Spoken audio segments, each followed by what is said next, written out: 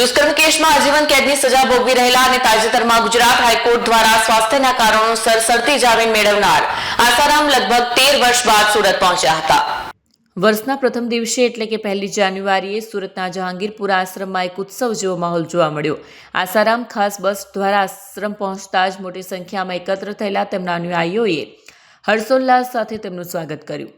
વર્ષના પ્રથમ દિવસે એટલે કે 1 જાન્યુઆરીએ સુરતના જહાંગીરપુરા આશ્રમમાં એક ઉત્સવ જેવો માહોલ જોવા મળ્યો। આસારામ ખાસ બસ દ્વારા આશ્રમ પહોંચતા જ મોટી સંખ્યામાં એકત્ર થયેલા તેમના અનુયાયીઓએ હર્ષોલ્લાસ સાથે તેમનું સ્વાગત કર્યું। આશ્રમના પ્રવેશદ્વારથી લઈને અંદરના પરિસર સુધી ઢોલ નગારાથી સ્વાગત કરાયું હતું અને ભક્તોએ ભારે ઉત્સાહ દર્શાવ્યો।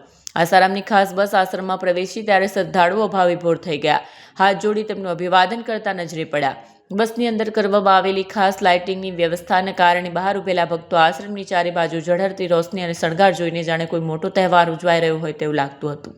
આશ્રમના સૂત્રો પાસેથી મળતી માહિતી મુજબ આસારામ આગામી 3 દિવસ સુધી સુરત આશ્રમમાં જ રોકાણ કરશે। આ સમયગાળા દરમિયાન તેઓ ખાસ આયુર્વેદિક સારવાર મેળવશે। આ સાથે જ તેઓ આશ્રમમાં રહેતા સાધકો સાથે મુલાકાત કરશે।